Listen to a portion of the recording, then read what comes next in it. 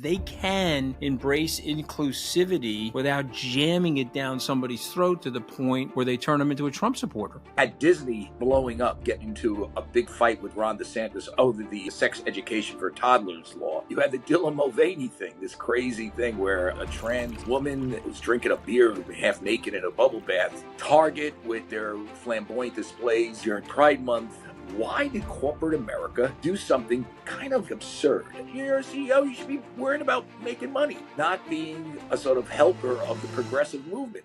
So joining us now on Open Book is a best-selling author, veteran financial journalist Charles Gasparino. The title of the book is Go Woke, Go Broke. And by the way, I actually agree with a lot of what you're saying in this book, and I enjoyed reading it. And I am actually proud to call you a friend, Charlie Gasparino, even though you do take shots at me in the press. And I just want to point out that that's what true Italians do to each other. Okay, if you're not in a ball-breaking exercise, what's the sense of living? That's my personal view. Yeah. Listen, I call him as I see him. I think you're a good guy, and I like you. I don't like all your politics, but It's fine. You don't have to like all my politics. When Trump goes after your wife, we'll see what you act like when Trump goes after your wife, because you're not an Italian from the neighborhood. So we'll see what Charlie Gasparino does when Trump goes after his wife. But that, Anthony, you should know, Trump goes after me. Right. I mean, he called me. Well, that's fine. No. Going after you is fine. Going after me is fine. You don't go after civilians, okay? Well, you know that. I don't talk about people's wives. I actually adore your wife, so that's right. Exactly. She's a very nice person. She never bothered anybody. Right. Exactly. And she loves you. All right. Let's go to the book. Okay. I mean, this is why you got to have a few Italians on the podcast. Right. Okay. All right. Let's go to the book. Okay. So you wrote a great book. I mean, this book, I would tell every Democrat that I know, from the top to the bottom, including AOC, please read the book. And when you're done reading the book, tell me what you guys are doing right and wrong. Because if they lose this election, okay, and this is being recorded about 5 or 6 days before the election, it'll come out after the election. But if they lose the election, betting markets are for Trump. If they lose the election, what you're saying in this book, in my opinion, is the reason why they will have lost the election. And they may not lose the election. Who the hell knows? Mm-hmm. But explain why you decided to write this. And first of all, explain the premise of Go Woke, Go Broke, and then explain why you decided to write this, and then we'll talk a little more about and what's in the book. I should premise this as this is not like some sort of a pro-Trump book, just so you know. Even though Trump is always in the background of everything we wrote, I'm fairly critical of him and how he comported himself as president, which I will continue to do, even though, I guess you could say net, I'm kind of leaning towards him as opposed to the other side. And he did call me a never Trumper recently because I was critical of his spending and things of that nature. But be that as I say, and I actually know the guy a long time. I know him longer than you. And I remember telling you, it's not going to end well with you and him. I told you that. And because I remember you telling me that. I was not. And I liked the guy, but I was like, I was always like, just be careful here. But be that as it may, let's get to the book. The book, okay, so this is how I kind of stumbled on this in a weird way. I was covering the regional banking crisis, Silicon Valley Bank, and I had an agent that came to me and said, you should really write about all these banks that are blowing up. But this is in early 2023. You're a financial writer, but this is even better. I mean, this Silicon Valley Bank, if you look at who ran it, while they were mismanaging their balance sheet, or looked like they were mismanaging the balance sheet, they clearly didn't understand their asset and liability matches. They were engaging in all this weird stuff like DEI training. And they were really obsessed with ESG and all these sort of extraneous things, this woke stuff. And we can maybe write a book about how wokeness on a corporate level, which people just started looking at, destroyed a bank. And I said, okay, so I started looking at it, and then a confluence of things happened. I mean, you had Disney blowing up, getting into a big fight with Ron DeSantis over the the sex education for toddlers law. Bob Chapek using shareholder money to oppose that, and like a sort of outrage and a backlash to that. You had the Dylan Mulvaney thing, this crazy thing where a Budweiser, a trans woman, was drinking a beer half naked in a bubble bath to, try to appeal to God knows what customer base, but they did it. Target with their flamboyant displays during Pride Month, ESG and Larry Fink. Larry Fink's a guy I like a lot, but he got embroiled in this mess with ESG, became a sort of lightning rod for the conservative movement, and it all coalesced at once. And I said, "There's a bigger book here."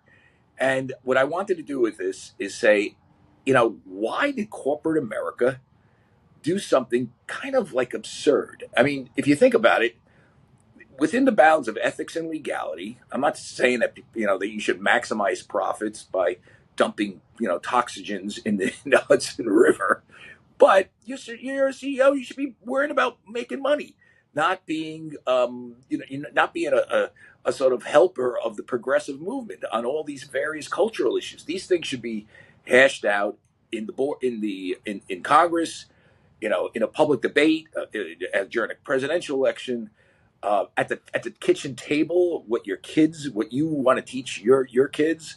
It should not be Jamie Dimon, weighing in on this stuff, and Bob Chapek. And while and what I wanted to do is a journalistic account of this. I spent a lot of time with Larry Fink, again, someone I respect and like. Try to get his side of the story. I spent a lot of time with the people at Budweiser. It's a company called InBev, AB InBev, which owns Anheuser-Busch now. The old Bush family doesn't own it. I spent some time with their representatives trying to understand how this whole thing, how did Dylan Mulvaney get it? It went from the Clydesdales, literally one of the most poignant commercials I've ever seen was after 9/11. The Clydesdales walk up and look at the Twin Towers being missing and take a knee. And if you look at this iconic commercial, Budweiser commercial, you can't help but get shivers. You went from that to Dylan Mulvaney giggling in a bubble bath. And, how did this happen? And that's kind of what the book tried to do. I tried to do it like journalistically, Anthony. I tried to do it as somebody who is, I'm not an asshole when it comes to this stuff. I don't hate trans people. A friend of mine is essentially living with a trans woman. I think adults should be what they want to be. I'm a libertarian when it comes to all this stuff. I don't think companies should be part of this coercive business trying to change the culture of the country. That's my POV. Within the bounds of that POV, I tried to be journalistic here, and you can see I don't pull punches on anybody. So I read the book, and I'm going to summarize for you my thoughts. I want you to say, I got this right, I got this wrong. Okay. So the premise of the book is that we have social and cultural disagreement in the society, and certain parts of the society want their culture imposed on the entire society. So as an example, they want my 7-year-old that's in the second grade to be told that if he's transgender, you're okay telling the teacher, not telling the parent. And many people in the country, and by the way, including myself, I actually don't want that. Okay. So, and I'm all for transgenderism, and I'm all for, sexual orientations that are different from mine. I have no problem with that. Me too. But I don't want that imposed on me culturally. I agree. And so a result of which, when you start to do that, you start to lose fans, you start to lose consumers, you start to lose what I would say is probably the center of America. Is that the premise of the book? It is, but it goes beyond that. It raises the question why companies got involved in this, why public companies. The last place you would think this culture war would be fought is the boardroom of Bank of America or JP Morgan or Larry Fink's BlackRock. Why did they go there? Or Target or Budweiser in particular, right? Mm-hmm. Why did they go there? What were the forces that forced them to go there? And listen, Anthony, this is not a textbook, as you know. This is I use anecdotes. I try to write it narratively. I try to make it lively. But I Well, tried. the stuff with Larry Fink is awesome because Yeah. let me tell you what I love about Larry Fink. Okay, if Larry Fink gets something wrong, Charles, he's like, got something wrong, and he switches topic. I was with Larry Fink in the lobby. I'm not making this up. Four Seasons Hotel in Abu Dhabi. He walked over to me. Bitcoin sucks. Right. I don't know why you own Bitcoin, and I own a lot of Circle. I own a lot of USD. I said, well, I'm sorry. I just don't think it sucks. 3 years later, he's like, okay, you know what? I got that wrong, and I'm launching a Bitcoin ETF. Yeah. Now I, there is. I think the I do guy, like. I love the guy for that reason. I wish more Americans, if they get something wrong, just say, look, I got it wrong. I'm changing course.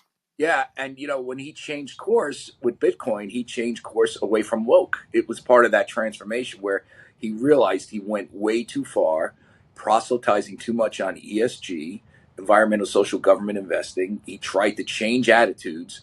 And I talked to him in the book. He says, listen, I probably should have focused not so much on the S and the G, which involves very controversial stuff like diversity, equity, and inclusion, which is essentially quotas, a lot of the sort of far left wokeism, and should have focused on the E part, which is there a transformational economy around something known as zero, not a coercive economy, but a transformation, something like the internet around this whole notion of net zero. Like, can you? And I listen. I as a journalist, I can see where there could be. Right. I mean, is there something transformational about alternative power, ways to generate power? Because we're going to need as much power as we can if we're going to, do AI and Bitcoin mine.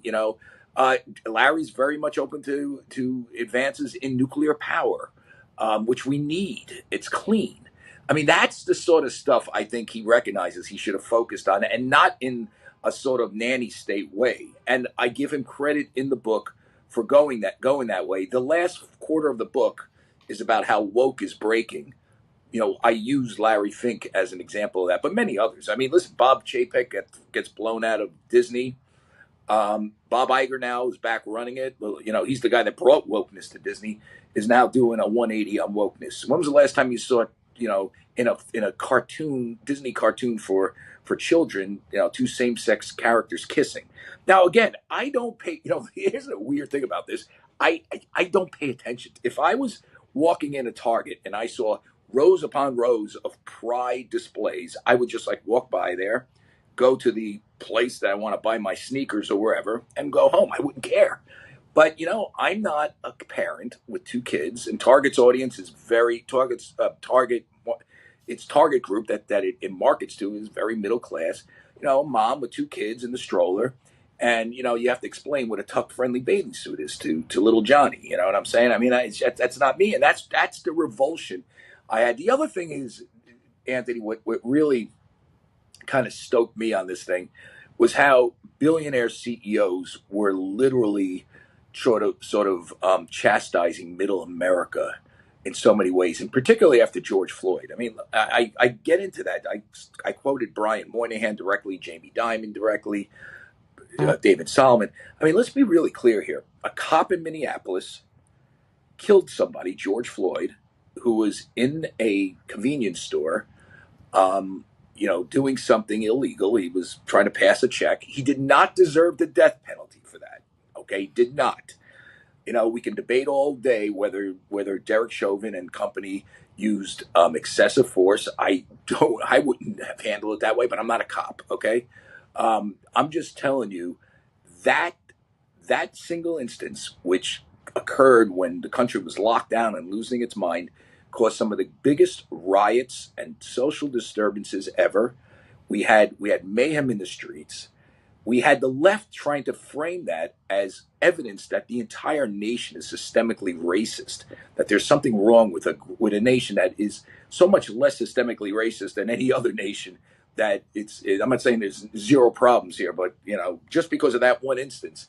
And then you just see Jamie Dimon. Oh, we have all these problems. I need to do $30 billion for racial equity, and Brian Moynihan and this one, and David Solomon, when he's not spinning records in the Hamptons, is lecturing construction workers about their white privilege. And I thought that was the most disgusting display of virtue signaling I ever saw in my life, and I'm glad I documented it in this book. So, okay. So, I mean, this is where you and I have violent agreement, Charles. Violent agreement. So what? Let me put my strategist hat on for a second, and I want you to be a Democratic strategist, and you're in the boardroom, and you have all the powers that be in the Democratic Party in the room, and you wanted to help them. I'm not saying you want to, Charlie Gasparino, but I want you to role play with me. What would you say from your research for this book to them, and how would you try to resonate with them? What would you try to do? Well, I think they wouldn't need my advice because if you notice how Kamala Harris is handling her campaign, you know, back in 2019, she was the second coming of Bernie Sanders. Now, if you take her at her word, and you might take her at her word, I wouldn't. She's like this moderate, Bill Clinton esque Democrat. She's not woke. She once said we need to be more woke. She once, opined about the great need for diversity, equity, and inclusion. Um, and it was a little grating to see somebody like Kamala Harris talk about diversity, equity, inclusion, how we should divide up the pie based on intersectionality when she's a woman of color but came from a very privileged background, a PhD father, a biologist mom. I mean, my old man worked 3 jobs, and you're telling me that, I have white privilege. I mean, I don't know, he's a construction worker, a bartender. That's some privilege there, right? Got me my first job, by the way, at the Silver Moon restaurant in Yorktown Heights, washing dishes. There's some white I remember the Silver Moon.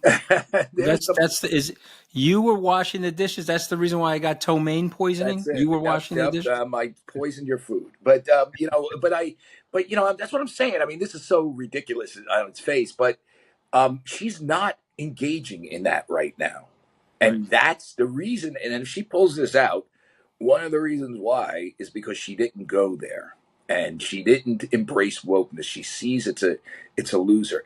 By the way, wokeness might sell. And by the way, part of the book, as you know, I interviewed Mark Cuban. I mean, we had a long conversation, which he explains why wokeness sells. And I was like, well, Mark. She goes, well, look, these big companies. Look, Apple's woke, and you're look how much profit. I said, Mark, when I download Joe Rogan on my Spotify and my iPhone, I'm essentially virtue signaling. You're saying that's a political statement, pro woke, and he couldn't really answer that question.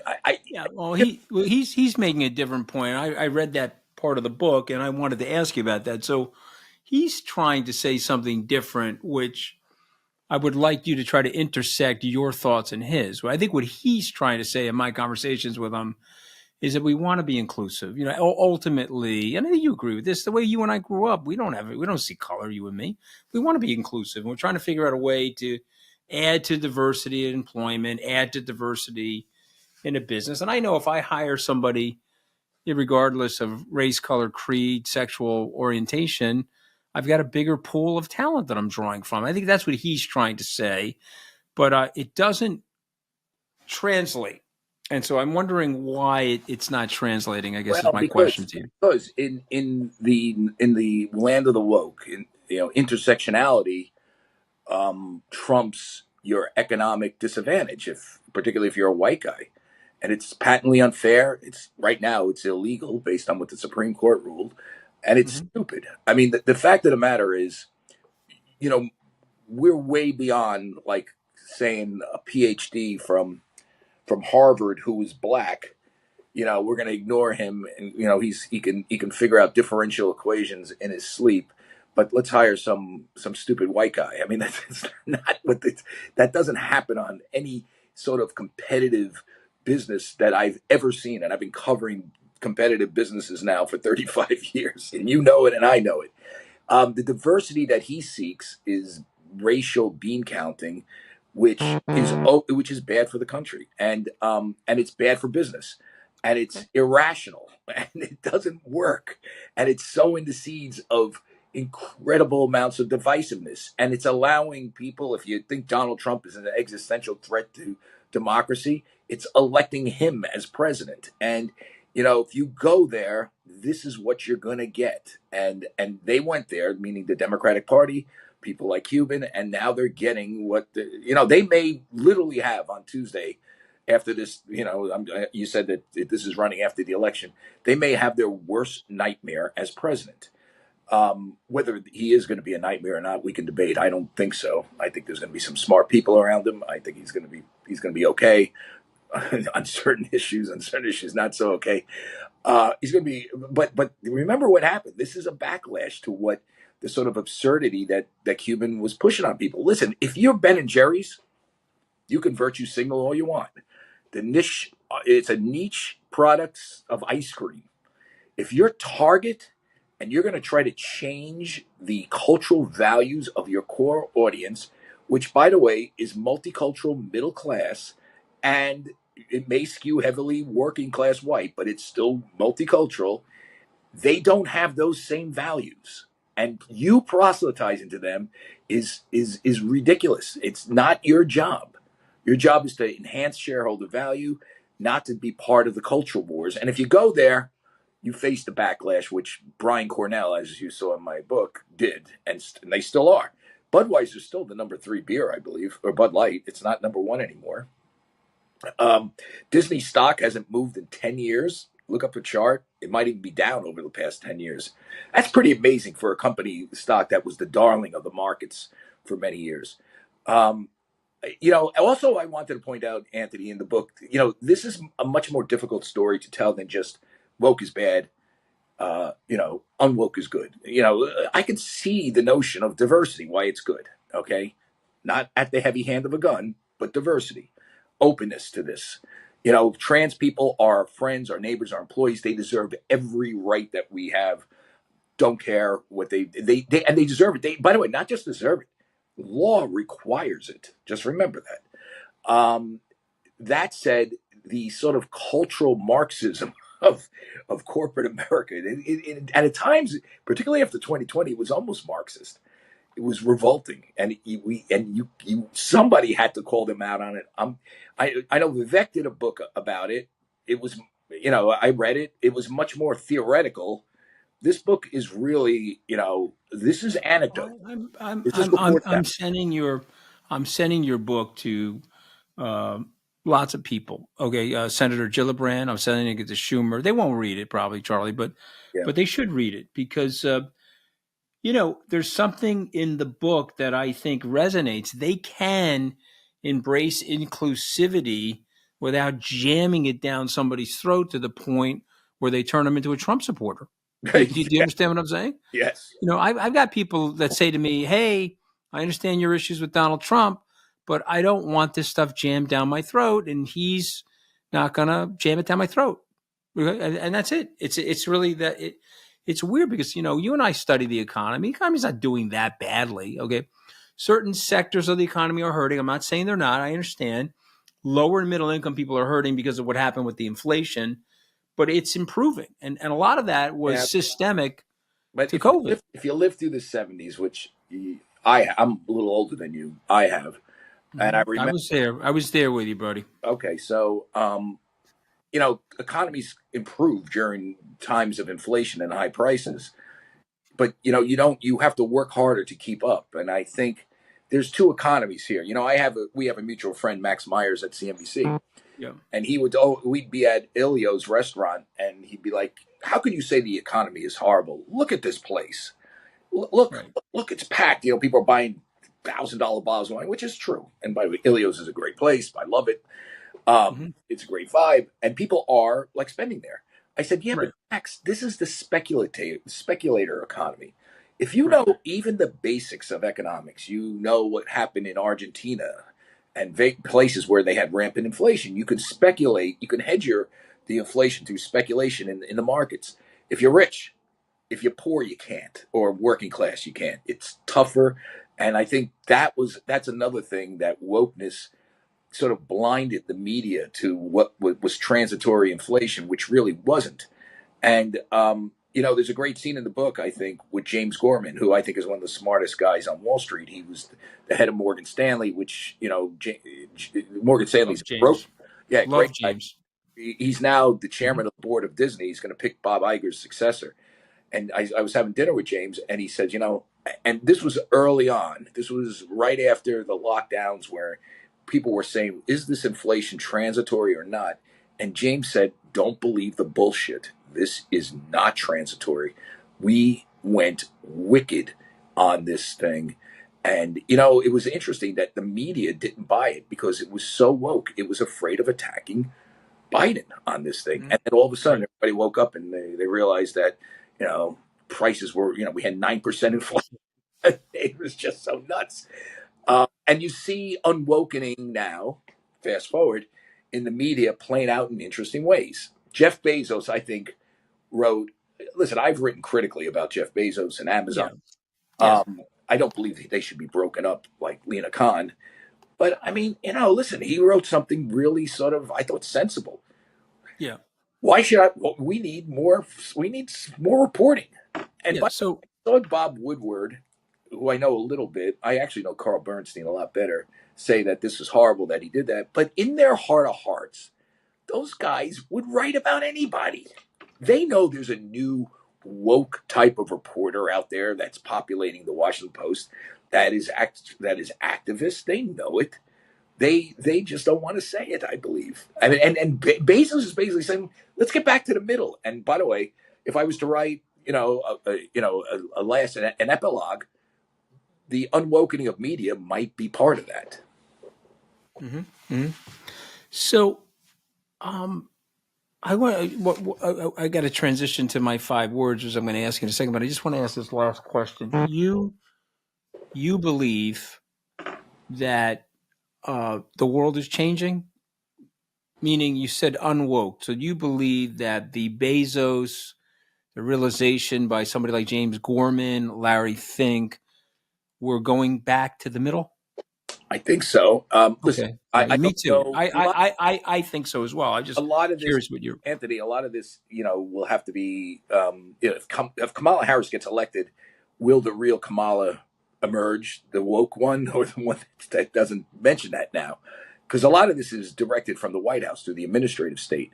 That said, I think you even if she does go there and basically lying for the last 3 months, if she does go there, there's going to be a pushback from business because you can't have a mass product and sell to the masses and pick a side like this. You're going to inevitably piss off at least 50% of the population or more who doesn't like this. I mean, listen, people. I'm sure there are people voting for Kamala Harris that hate wokeness. They just despise Donald Trump even more. I mean, that's kind of where we are with this stuff, and I think you might be in that category. Yeah, I mean, look. To me, it's very personal with Trump. You don't go after my family members. Okay, I got you. Now, I'm living in the neighborhood I grew up in. I've had a great life because I live in America. I tried to help you, gave you $1 million to your campaign, hundreds of hours of media advocacy. You fired me, had no problem with it, was loyal to you after you fired me. I said one thing you don't like. You start attacking my wife. Yeah, forget it. He said, forget it. Forget it. Okay, so it's not even a conversation. It's not even a conversation. I'll give you my example. I've known this guy forever. I like his kids. I know Eric. Charlie, he's a jerk off. Okay, you know what a jerk off is? He's a jerk off. He shouldn't be a jerk off like him. Should not be the president of the United States. I know you're probably voting for him, but he's a jerk off. I'm probably not going to vote. But here's the thing: he's not a jerk off. He's a guy that his mouth runs before his brain stops it from running. And I know his kids. He's got good kids. He's basically a decent person. You know what his kids said to me? I'm sorry that he did that to you. Please don't make it a fight with us. You want to fight with my father? No problem. Yeah. I like his kids. You never hear me say a bad word about any of his kids. I like his kids. He flies off the handle, and you don't want somebody that flies off the handle to be president, Charles. I'm just letting you know, okay? Sleep or someone who doesn't know where. I mean, we're dealing with bad absolutes here in some respects, but I'm just saying that he flies off the handle. Okay, all right. But let's. I don't want this to be about. I think he's a jerk off, and you don't think he's a jerk off. Let's go. Right. Let's go to the book, okay? Because I think he's a jerk off. You don't think he's a jerk off. That's what makes America. Okay, so I have 5 words that me and my producer culled from your book. And I want you, it's almost like a raw shot test. I want you to react to them. Give me 1 or 2 sentences. Okay? Ready? Yep. If I say the two words corporate America, you say what? Too big. Too big. Too Okay, it's big and too interesting. powerful. Yeah. Yeah, but you don't want Amazon broken up, but you just said too big. Okay. No. I want them to go back to doing what they should do, which was make profits, employ people, and not engage in the culture wars. Stay out of the culture war. Okay, got it. Okay, Don't do that. So this is a good second question then. Ready? Responsibility, Charles. Your responsibility is to make money within the boundaries of ethics and legality. You shouldn't be polluting the Hudson River to save money, disposing waste. If you're, I Right. think GE got nailed on that back in the '80s. I remember Right. that's Yes. not what Milton Friedman, who's the founder of shareholder capitalism, professed. That's Yeah. what we go back to. Okay. Left. I say the word left. You say what? That's a good question because it's changing so much. I mean, I grew up with liberals who were incredibly open minded, who would be like, oh, Charlie's just another conservative. Okay, explain yourself. The left right now, and that was when I was in college and journalism school at the University of Missouri, a lot of liberals there, but they were open minded. The left has become totalitarian and it's become progressive and woke. And I think that's where this problem is sort of manifests itself, and it does start at the university level. Okay, I say right. Right. I don't think Nazis are right wingers. I think somebody on the right would be somebody comfortable with Bill Buckley. Okay. All right, now the last word, Charlie. You have the last word. I say woke. A pernicious mind virus that needs to be rooted out from American society tomorrow. In the same way, and I'm not saying that there should be laws that prevent wokeness. I want a debate, but we should not be closing down the debate on wokeness. I think Elon buying X has opened up the debate in ways that will eventually destroy wokeness as a governing philosophy. Okay. The title of the book is Go Woke, Go Broke. It's by Charlie Gasparino, who I consider a dear friend, even though he's a ball breaking MF. I do love you, Charlie, and I appreciate you joining the show today. Thanks for having me. Good luck.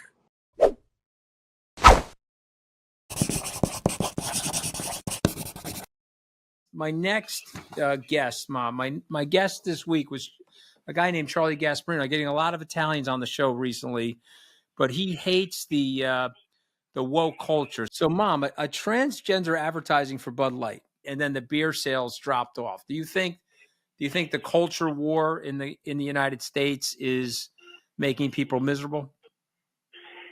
I think that we're rocking. I think the United States is rocking, and I think that Trump caused a lot of it when he won the election. And I think that if he wins the election again, he's going to have this whole world upside down. That's my opinion. Okay, because why? Because I think he's a bully, and I think that when bullies are so strong, he's a strong bully. There's an insecureness, and that's why they're a bully, because they want to make themselves think that they're strong, but they're not strong doing that. I don't think they're strong doing that. Okay, and so it's almost like toxic, right? Yeah, I think he is toxic. Okay, so who'd you vote for, Ma? You vote. Me, but yeah, I voted for Kamala, whatever the hell her name is. Okay, whatever the hell her name is. This is what I love about you. Okay, but even the way you pronounce her name just makes it even more joyous. Okay, so but you voted for her because you really okay. You think what? I think that she has a lot of intelligent people supporting her. I think it was dropped on her lap without her knowledge, and she got a little fumbly for a while. But I think that she's a good listener, and the people that really love her, that have chutzpah, they will guide her through it for the first year, and after that, she'll be perfect. All right. That's how I feel. All right, so let's see what. Opinion. All right, good. So let's see what happens. We had a conversation about the Madison Square Garden rally that Trump did. Did you watch any of that, Mom? Yeah, I think he sounded You know, it's a terrible thing to say, and I am going to be 88 in January, but I do think he sounded very dictatorial when he spoke. Right. I said he did not look at the life of people. He looked at himself. He's very narcissistic, and he was very dictatorial when he spoke. I don't like that. Right. And so you're worried that he doesn't care about the little people, right? He really just only cares about himself, right?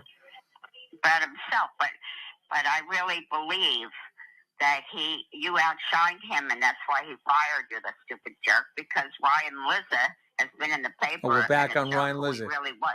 So my editor wanted to cut you out with the Ryan Lizza stuff, but I told her it was okay because you're an Italian mother. Of course you're going to go after Ryan Lizza, right? Of course. He's got a bad karma. It shows who he was. Bad karma. And Trump magnified you instead of him. Does Trump have bad karma, Mom? Does Trump have bad karma? He will have bad karma, of course. Yeah. So, but he seems to be getting away with a lot of stuff. But you think at the end he's not going to get away with it? That's what you think, right? Yeah, I think it will come back to him. You know, I don't know why he's so chauvinistic. Like he's over the top. I mean, take it easy. Mm-hmm. You had your day in the sun. Take it easy. Give this woman a chance to do her job the right way. She's got a lot of people backing her and showing her the road. She got hit with this, you know, unexpected, and she was fumbling in the beginning, but I don't think she's fumbling anymore. She's already grown into it. Mm-hmm. So, you know, I follow her very much because I think that she is a female and she does believe in abortion. And if my granddaughter came across somebody that was a criminal or insane and raped her, I would want her to have an abortion. Okay. And I do believe in abortion. I'm Catholic, but I believe in abortion. Yes, all right, me too. I understand. Who are you having lunch with today, Ma? Because you know you have your regular schedule. So what are we doing today? I have a crowd of people that I have lunch with that I went to school with since kindergarten, some of them, and I have a very good time with them. Okay. And you have afforded me in December to take them all to your restaurant. And they're all jumping up and down, but they're old. All right, so you're getting a party bus, and people are going to be with their walkers and stuff, right? You know, I know what you like. Are you taking them to the Hunt and Fish Club, right? In the party bus? Right. I'm taking them to Go the enjoy Hunt yourself. Fish Club. Good. And you have awarded me a gift all right. Okay, of being able to do that. But I think that in my lifetime, I'm not going to live forever, and I don't feel always so good lately. But I think you have let me live a life of wonderful life. You have supported me in every way you possibly can. Okay. Not only about money, but about your love. Okay. And the other two kids love me too, so I feel very lucky that I am surrounded by love with my children and my grandchildren. Definitely. Okay. I feel very lucky about that. Go enjoy lunch, okay? All right, thank you. All right, love you, Mom. All right, bye. I love you, honey. All right, bye. Bye. She's pretty smart, though, no? Honestly, she's... That's the big problem with Trump. We're a heterogeneous society, and for him to ride down that escalator in the summer of 15 and just out of the blue, it's Mexican rapists that are causing your problems. And now we're 8 or 9 years down the road from that. We're a heterogeneous society. The country depends on people trusting each other. Democracy depends on trust. It doesn't work. This is a heterogeneous society, and when you start poking those differences and provoking divisiveness between subgroups, and it becomes a pillar of your ideology or your political movement, then you got a problem. This country depends on the kind of trust that he is literally taking aim at. It's all scapegoating. Joining us now on Open Book is Nina Burleigh. She's a best-selling author, an investigative journalist, a couple of books, Zero Visibility Possible and The Trump Women, among others. Okay, so there's a lot to talk about with you. And, okay, who's going to win the election? Let's start there. Oh, my gut is not feeling good about it, but my brain is holding out for believing in our fellow Americans, that there are more of us than them. Okay, so you're in my camp then. So you are a Harris supporter. but you're looking around at some of your friends that are not Harris supporters, and you're saying, okay, there may be more of them than us, but then you're saying maybe not, right? Yeah, I mean, But then again, it doesn't matter because it's the swing states, right, Neen? So Yeah, I mean, I'm right here. I'm in New York State, but I'm looking out the window at Pennsylvania. I'm right on the Delaware River, and so I go over there. I bike over there all the time because they don't maintain their roads as well as we do. So it's easier to. There are not so many cars, and so many of those little rural roads are just Trump sign after Trump sign. I don't have as many friends in the party as you do, but right. I do have acquaintances up here, and I have a conservative, I would say, a pen pal out in Oklahoma who I've become friendly with over the years. And I get updates from him. He doesn't like Trump, but he's absolutely going to vote for him. And Okay. I get updates from him regularly now about, the way that they reinvent history when they talk about, oh, Trump is a fascist. Well, Truman called Dewey a fascist, or Harris is using joy as a logo, or the Harris fans are using joy as a logo. Well, look here, the Nazis used joy as a logo in Germany. You know what I mean? So it's just this constant whataboutism, and there's always an answer to to the allegations. And then what we saw last night was it's always with them. Well, gosh, can't you take a joke? I mean, come on. Okay, so this is going to be released in a few weeks. So what we saw last night you're referring to is the Madison Square Garden rally, where, among other things that were said, that Puerto Rico was an island floating island of garbage, is basically what the comedian said. But it felt like in the arena people laughed, but it felt like outside of the arena it didn't go over well. So much so that the Trump campaign had to retract it and reemphasize Donald Trump's support and blah, blah, blah. But, he creates that, right? He creates space for people to really show you their true colors. And so I guess one has to wonder, if he gets in, right? I mean, you've got billionaires that are cowering to him, right? They're telling their newspapers that they own they can't write endorsements. You've got somebody that owns formerly known as Twitter, no problem. It's become a MAGA stream. So I don't know. What does that say to you about the society we're living in right now, Nate? Well, I mean, I saw in my book, the novel that you mentioned, I'm a nonfiction writer. So I've written many, many nonfiction books. I've been covering politics for many years, but I'm an English major and I always wanted to write fiction. I read literature all the time. And I wrote this novel. It's very short. I planned it as part of a trilogy, and it's about disinformation and what happens to people when they start to be flooded with bullshit. And it opens with the Vegas shooting, which is one of the many, many, many horrible, hideous tragedies with too many guns in this country. But it's the worst mass shooting in America, and it's hardly ever discussed anymore, right? Because we're becoming immune and inured to this kind of violence. So, but it has provoked a ton of conspiracy theories on the right. And so the book is really about a few people in the mainstream legacy dying media trying to figure out what happened. And it's fictionalized from there forward. And, I was trying to sort of investigate and talk about what happens when the Steve Bannon, I would say a pretty brilliant strategy of flooding the zone with shit. What happens to people in a society which is flooded with shit, with bullshit, and the amount of disinformation that we become used to in this country, and that people in the hurricane, after the hurricane, talking about, well, FEMA is going to come and get your house, or gee, the Biden administration and NOAA or NASA, they created this hurricane. It's not climate change. I mean, I've got climate change scientists who say, hey, they're almost getting it. They're almost getting that this is man-made, but they've just taken like 2 steps farther, right? So what happens to a society when there is no longer this kind of central square where everybody kind of agrees that, well, we disagree with each other, but the color red is red.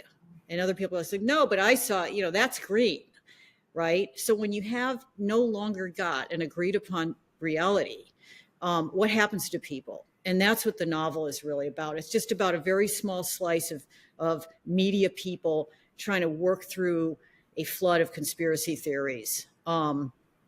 And I think it's very relevant to what we've been dealing with here for the last 8 years. I don't know about you, but I mean, it may have been already started when Bush, when W and Karl Rove were doing their, alternate reality, or I can't remember what the term was that one of their faith leaders, maybe it was Rove, said to that journalist, Ron Suskind, I can't remember the term, but it was basically, look, some people believe, this and that, it may not be true. It may not be scientifically factual, but we have to give them their due.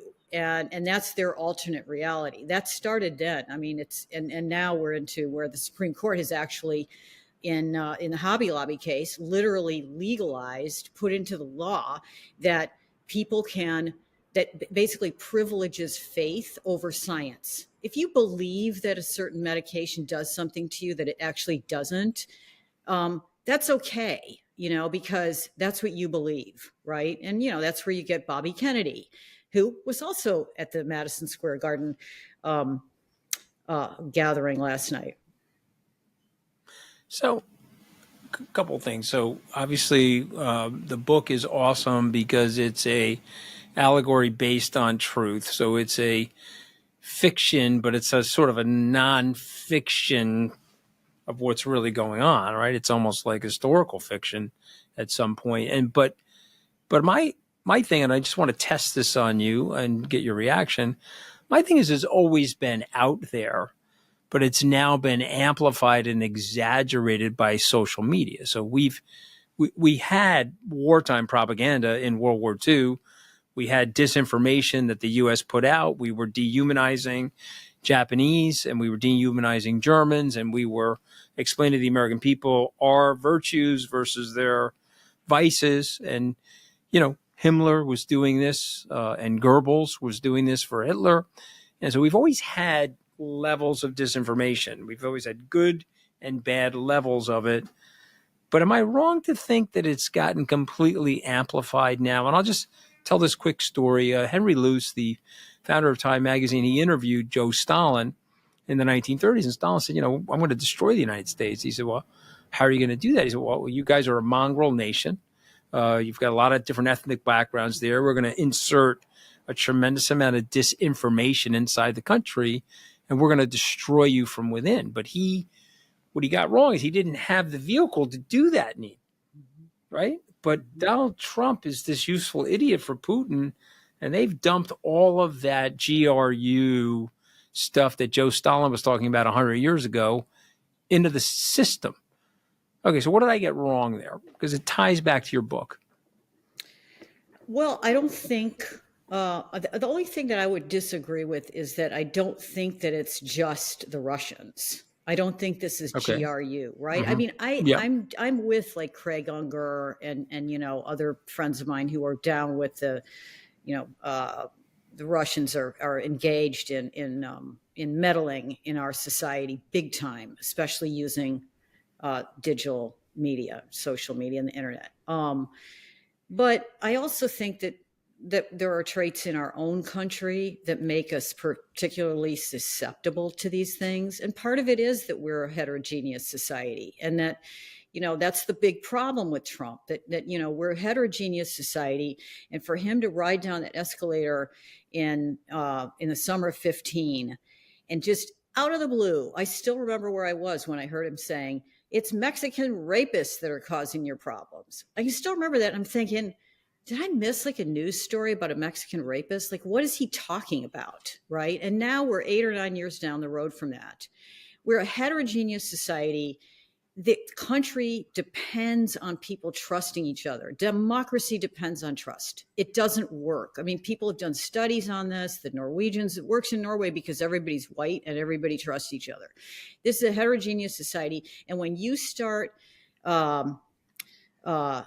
poking those differences and provoking divisiveness between subgroups, and it becomes a pillar of your ideology or your political movement, then you got a problem. This country depends on the kind of trust that he and his people are literally taking aim at, and it's all scapegoating, right? And so I don't think that it's 100% GRU Russian stuff. I don't think Stephen Miller is a Russian agent. I think he's just a horrible, as somebody said on Twitter the other day, he's like literally the DNA reincarnation of Goebbels. I mean, he just looks like him. He actually looks like Nosferatu. But like, to actually come out and be, to say to the American people, look, all your problems, which we do have a lot of problems. There did need to be some kind of a revolt and a revolution against certain things that are going on here that we see now coming out of the right.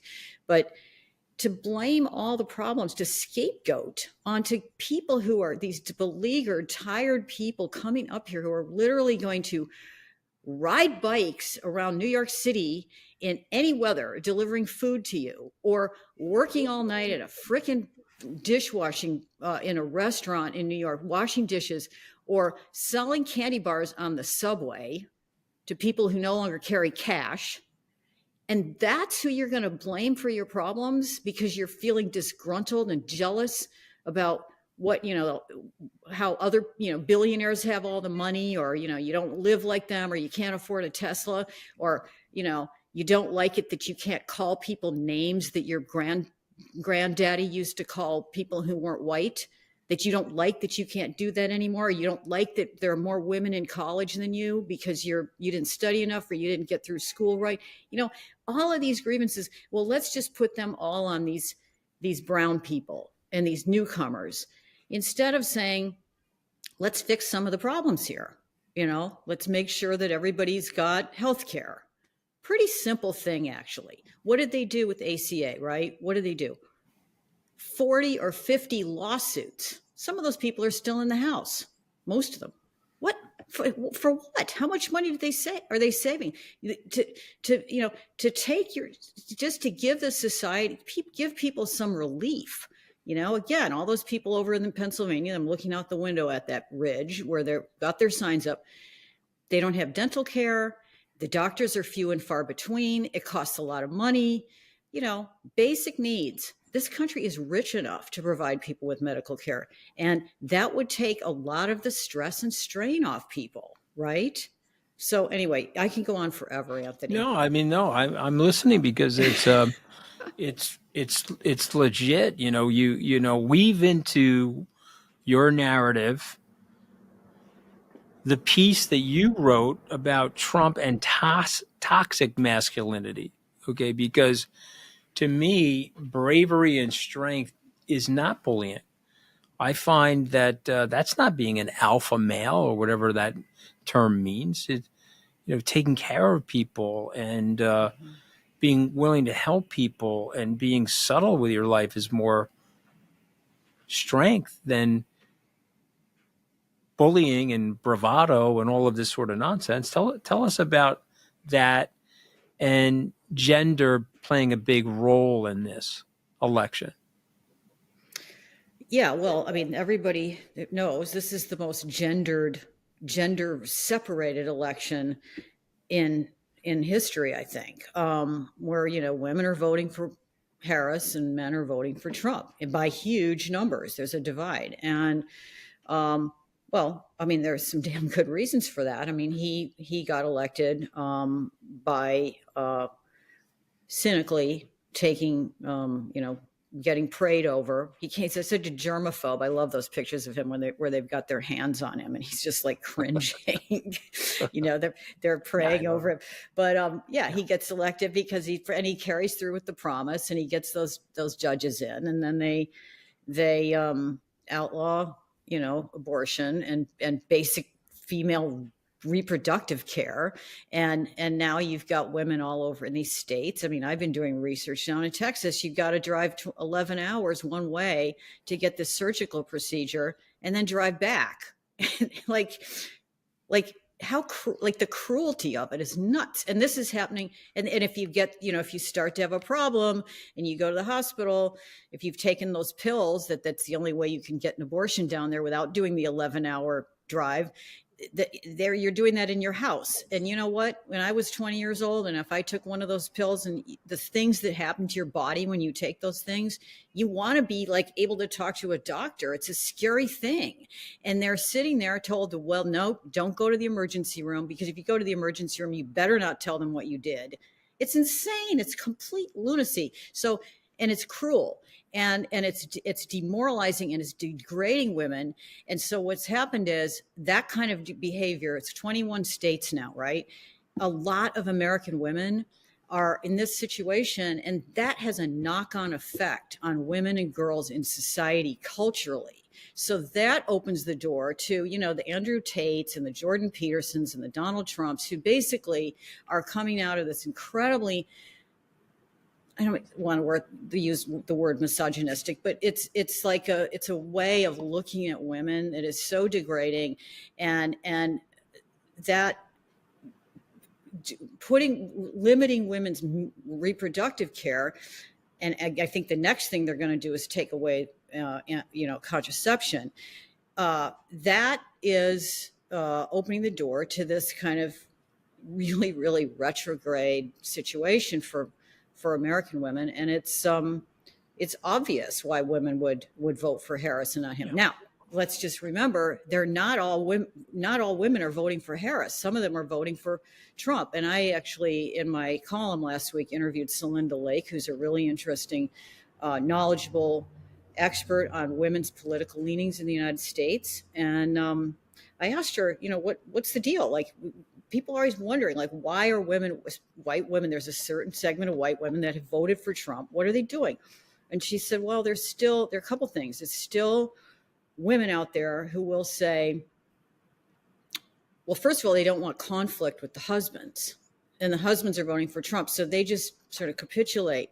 And they say, well, if the pollster calls, they'll say, there's this presumption that the man has more information. So they'll say to the pollster, well, I don't know anything about politics. Talk to my husband. And it's hard for me to imagine that kind of person, because I literally live in this community where we spend all of our dinners and social events with other people talking about politics. That's another thing. And I'm sure you do too, Anthony. So it's really hard to imagine who these people are, but they're out there. There are a lot of them. There are fellow Americans, and they aren't sitting around talking about this stuff 24/7. They're not paying attention. That's who is the undecided voter. And so what's fascinating, I'm getting way off the topic here, but let's get back to the women thing. What's interesting about the women thing is you're not off topic. What pierces their attention? You're explaining something that everybody's trying to figure out. And by the way, yes, there are low information voters that are not going to listen to you. You're in my podcast. I understand that, but there are curious people that are trying to understand this. There are students of history that are trying to understand why Jeff Bezos would quake in front of a leader like Donald Trump, like this toxic masculinity, which you find offensive, I find offensive. Is it working for Trump? Because he's got Elon Musk, roof. He's got Jeff Bezos, roof. I mean, is it working? I like that roof, that puppy dog. Did you see Elon at the behind the podium yesterday? So bad for him in some ways. I feel like he's got as smart as he is and as rich as he is, I think there's a little bit of a programming chip off, right, related to emotional intelligence and actually empathy for other people. So a lot of those Silicon Valley guys do have that problem. I'm going with forgivable on him. Bezos definitely in my mind not a forgivable thing, offensible. But whatever. I mean, look. I mean, look. I told somebody today, if you're a billionaire, you're rational and you're ruthless. So if you kowtow to Trump, you're protected if he gets elected, and if you kowtow to Trump and she gets elected, she's an advisor to the system, so she's not coming after you. Exactly. You know what I mean? And so they're rational. They're not. None of them are Churchillian, where they're going to call him out on his nonsense. You know what I mean? You don't get to be a billionaire being Churchillian. Right. Okay, Nina. That's a great point. Yeah. Right. It's a great point. No, Well, but go ahead, keep going. I'm sorry to interrupt, but I mean, no. Is it working? Is the toxic masculinity working for this man? I think it is absolutely working. I mean, look at the younger men. I mean, there's a whole daily podcast on this a few days ago with the women and the young women and young men, and these younger men are really going all in for him. You know, the Gen Z or early, what do you call it, late millennial. Yeah, the younger men, 20 somethings, are like, they're attracted to this.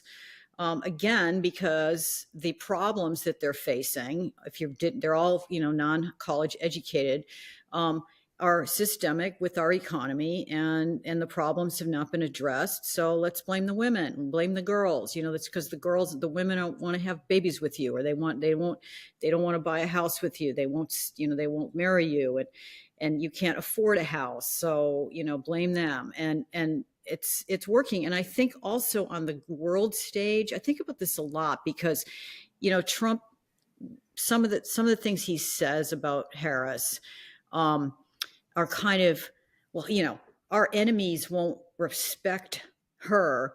Remember in the beginning, and he said, and you know why. Remember that? They're not going to respect her, and you know why. And he wouldn't, like, I can't say it, and you know why. And it's sort of this assumption that, like, you have to be a bully, you have to be like the biggest lion on the veldt, or have the biggest dick or whatever, and that's what Putin and the Saudis and Kim Jong Un, and that because they're like that, which we know they are, Putin is for sure, that they're not going to respect a Harris because she's not that person, she's not that. But just gonna remember, like, a lot of countries with macho countries in South America have had female presidents. I mean, Italy right now has a female leader, right? Germany, Angela Merkel was one of the great leaders of that era. I mean, NATO, the UK, Britain has had female leaders. What's wrong with us? And I think that it's yes, it does work for him. I think it does work for him. And I think that, we've got a long way to go, especially if we can become a country where you can legislate into women's private medical care. Like what they've done here is just so whack, and I'm going to say, as an aside, I did a big piece for New York Magazine recently on Opus Dei Catholicism, the sect that, weirdly, Anthony, has been extremely effective in Washington. They sent some of their people in there around the early 90s, and they converted like Gingrich and Larry Kudlow, and JD Vance is all mobbed up with these people, and Alito and Leonard Leo. They're all tied in with this hard right Catholic. I mean, I have no problem with Catholics, and most of my friends, when I was growing up, I grew up around Catholics in the Midwest.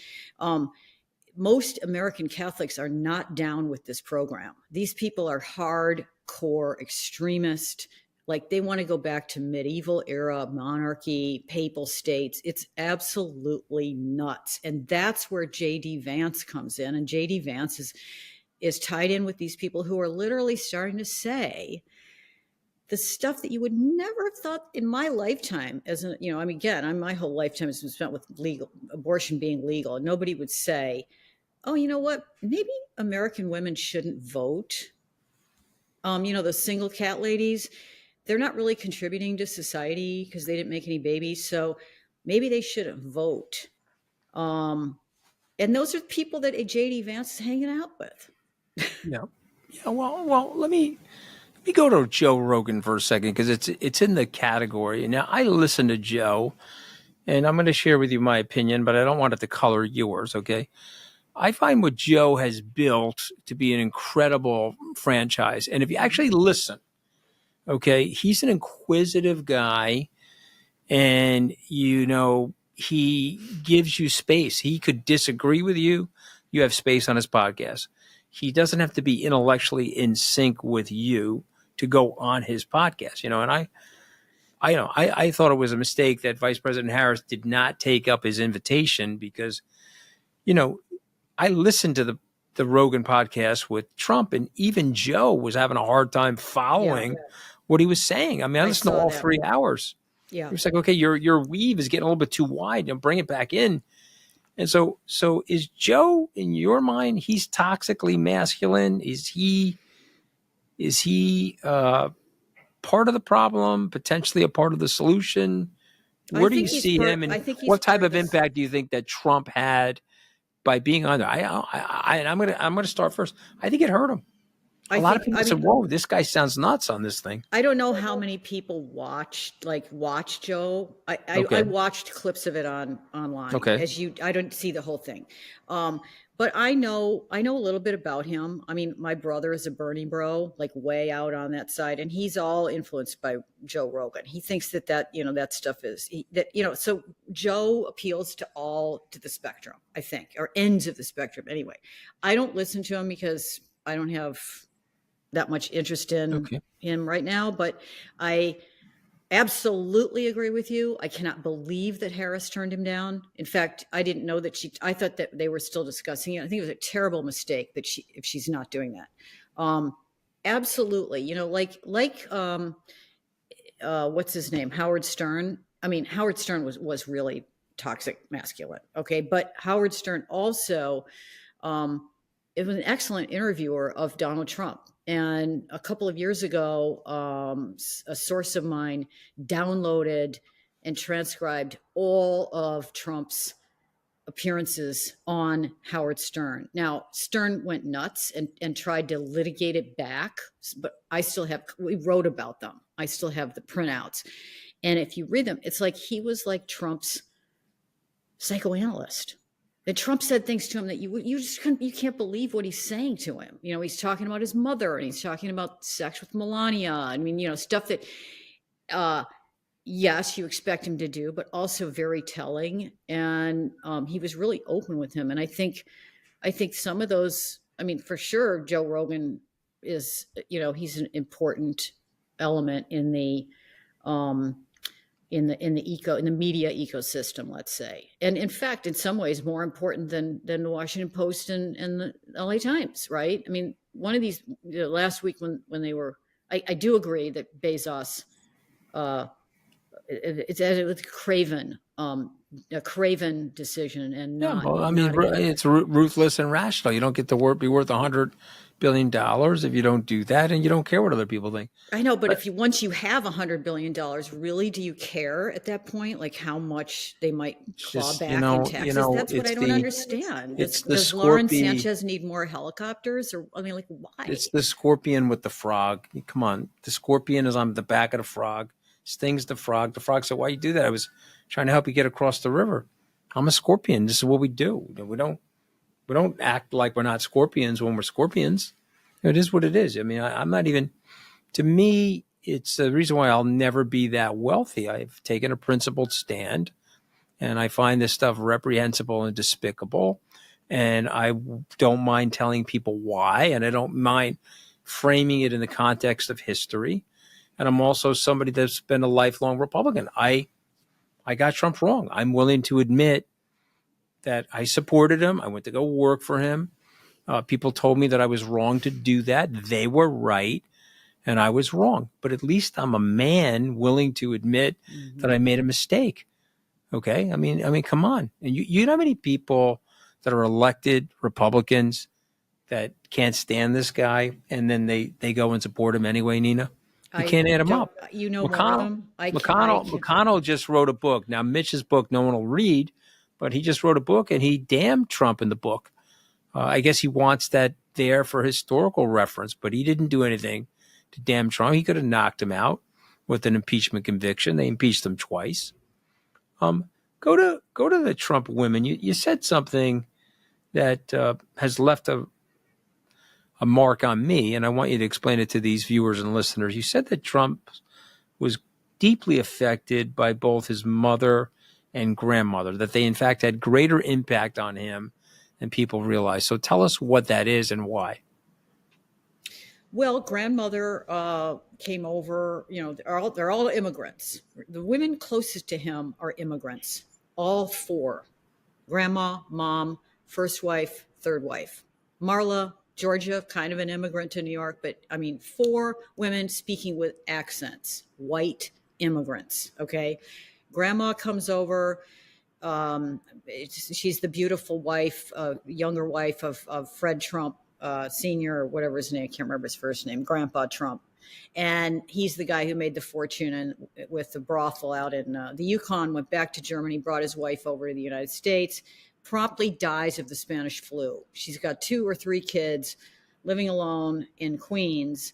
And he's left her a piece of property in Queens, which she manages to convert into a corporation. She calls it the Trump Corporation. That she incorporates and builds on it. And this is an incredible thing to do in that era. Women couldn't even have bank accounts. I don't know how she did it, but she's in the 20s. She started the Trump Organization. And then Fred, the son, worked like an ant to build it. So yes, Fred Trump built it, but the grandma started it.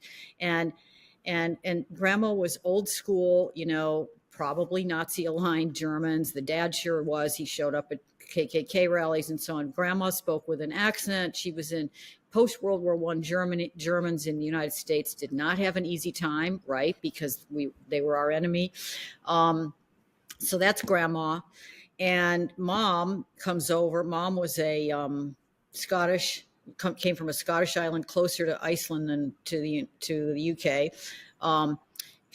Her island had a lot of their men died in World War I. She was the youngest of like 10 fishermen children. Comes over, goes to work. All of these Gilded Age families in New York in those days wanted to have British people from the British Isles working as nannies and butlers and maids. And so there was this whole community of people who worked for the rich, and she got a job. Unbelievably, I found her in the New York census. She was a maid in the Carnegie Mansion when she was 18 years old. So a maid in one of the richest homes in America. That's his mother. And those two things together. Oh, and then the mother, when she had him, he was the second to the last child. And then she had her last child, Robert, and she had a terrible pregnancy or birth and was in the hospital for like a year afterwards. Little Donald was 2. Grandma, who's this harsh old world German woman, steps in, and I'm not a shrink, but my psychology friends say that at that age, when you lose your primary caretaker, you get really messed up. And that's part of what's happened to him. So, but basically it's his childhood. These women were speaking with these accents. And so of course he gravitates then to Ivana and then later to Melania.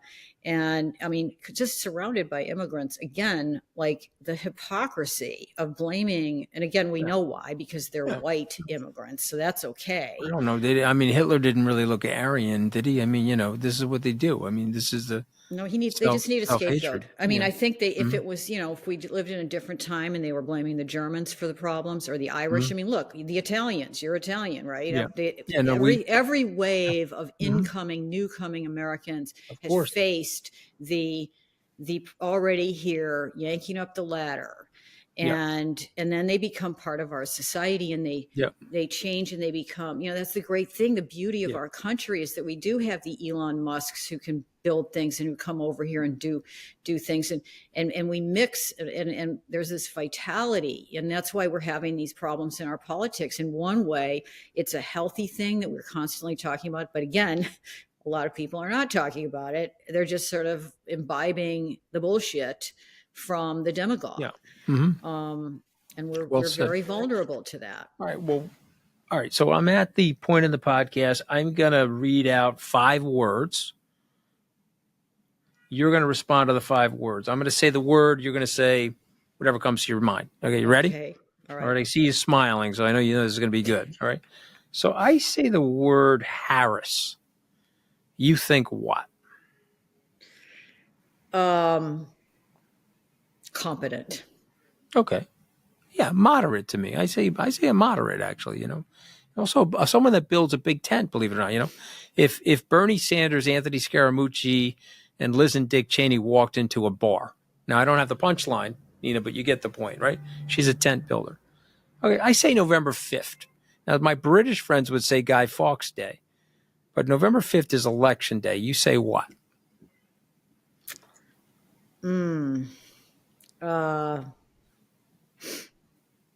Tension. Say again? Tension. Okay, yeah, there's going to be, it's almost like a cold civil war happening on election day, right? We're going to see where the country ends up. Okay, this is sort of 2 words. J.D. Vance. Let's call it 3 words. J.D. Vance. Made up name, but he's running for, right? He's changed his name 3 or 4 times. J.D. Vance. Well, you gave me 3, so I'm going to give you 2. Hollow man. Yeah.